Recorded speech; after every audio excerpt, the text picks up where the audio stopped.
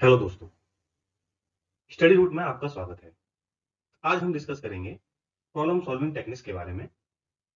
इसके क्या-क्या स्टेप्स होते हैं और कैसे हम इन्हें फॉलो कर सकते हैं अपने वर्किंग कल्चर में। आइए स्टार्ट करते हैं। Seeing problem. प्रॉब्लम को आइडेंटिफाई करने से पहले प्रॉब्लम को देखना और जानना बहुत जरूरी है। इससे हमें आइडिया लगता है कि आखिर हम सॉल्व क्या करने वाले हैं। जनरली हम चीजों की डिटेल में नहीं जाते हैं, जिसकी वजह से हम उन्हें आइडेंटिफाई भी नहीं कर पाते हैं। जैसे कि इस पिक्चर में आप देख सकते हैं कि रोड पेंट करने वाले ने रोड पे पड़े हुए इस ऑब्स्टिकल को आइडेंटिफाई नहीं किया और इसको नजरअंदाज करते हुए आगे बढ़ गया। अगर उसने ये प्रॉब्लम को आइडेंटिफाई किया होता तो एज ए रिजल्ट हमें एक स्ट्रेट लाइन दिखाई पड़ती। एल्बर्ट आइंस्टीन का कहना था, we can't solve our problems by using the same thinking we used when we created them. यानी कि हम अपनी समस्याओं को उसी सोच से सॉल्व नहीं कर सकते जिस सोच से हमने उन्हें बनाया है।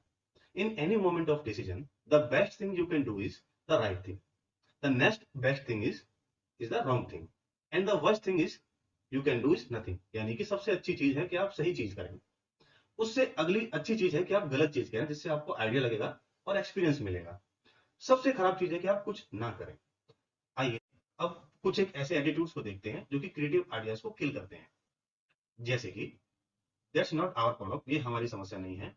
ये चेंज बहुत ही अटपट और अनोखा है। ये हमारे बजट से बाहर है। ये बहुत कॉस्टली है। ये हमारे रेस्पॉन्सिबिलिटी के दायरे में नहीं आता है। ये मेरा काम नहीं है।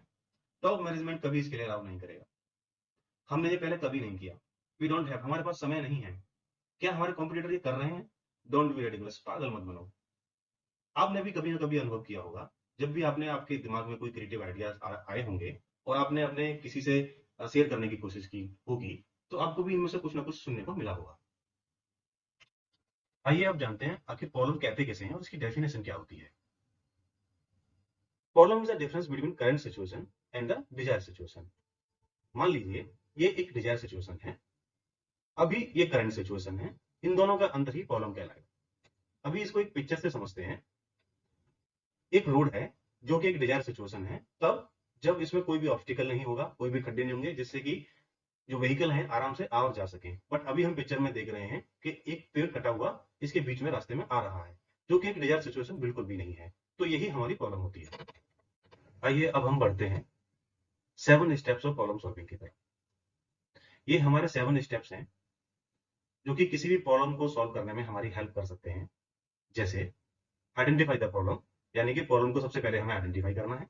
सेकंड, जो प्रॉब्लम हमने आइडेंटिफाई की है उसके पॉसिबल कॉजेस जानने हैं।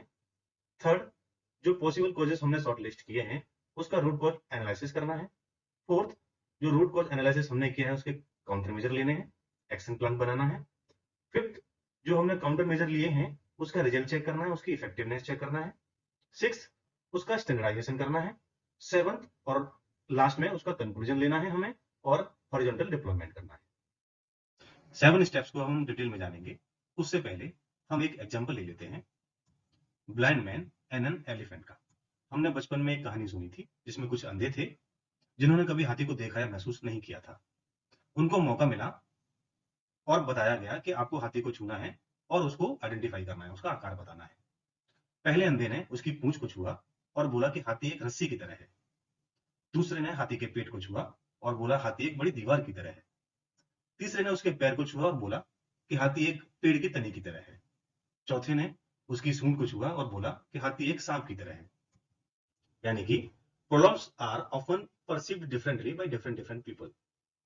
समस्या को अलग अलग लोगों द्वारा अलग अलग माना जाता है, इसीलिए प्रॉब्लम को एक्चुअल में जानना बहुत जरूरी है। 7 स्टेप्स को अब हम डिटेल में जानते हैं। शुरू करते हैं identify the problem. Problem identification is very important so that you can truly understand what is that need to be solve. Problem को आइडेंटिफाई करने के लिए आप 4W एंड 1H का यूज कर सकते हैं। जैसे कि what exactly is the problem, where is the problem, when does the problem occur, who is affected by the problem and how big the problem. अगर ये आप 4W और 1H का यूज करेंगे तो आप प्रॉब्लम को आइडेंटिफाई करने की स्टेज में होंगे। नंबर 2 पे आता है identify possible causes. Possible causes को आइडेंटिफाई करने के लिए आप इन दो टूल्स का यूज कर सकते हैं, ब्रेन स्टॉर्मिंग और कॉज एंड इफेक्ट एनालिसिस, जिसको फिश बोन डायग्राम भी बोल सकते हैं।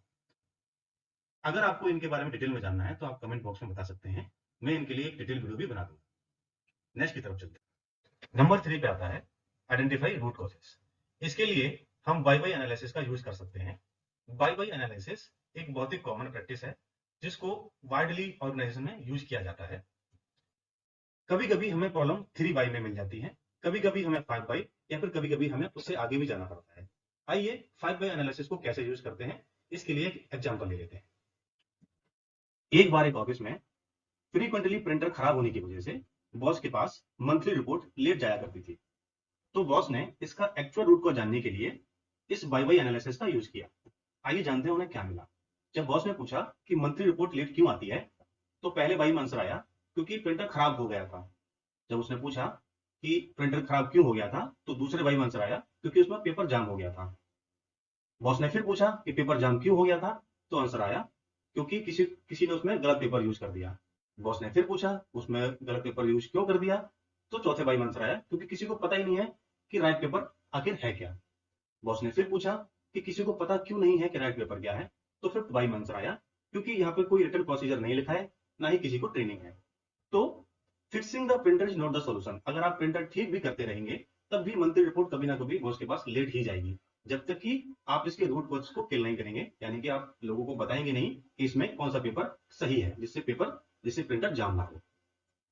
आइए अब बढ़ते हैं अपने नेक्स्ट स्टेप की ओर, टेक काउंटर मेजर्स। जब हम बाय बाय एनालिसिस के बाद जब एक रूट कॉज हम किसी प्रॉब्लम का फाइंड कर लेते हैं, तो उस पर हम एक्शन प्लान बनाते हैं। एक्शन प्लान सिर्फ ईमेल से कम्युनिकेट नहीं करना चाहिए। इसके लिए हमें एक सीएफटी मेंबर्स की टीम बुलानी चाहिए, मीटिंग करनी चाहिए, जिससे ये डिफाइन हो कि कौन या फिर किस डिपार्टमेंट के कंसर्न पर्सन इस प्रॉब्लम पे काम करेंगे। नेक्स्ट है चेक इफेक्टिवनेस।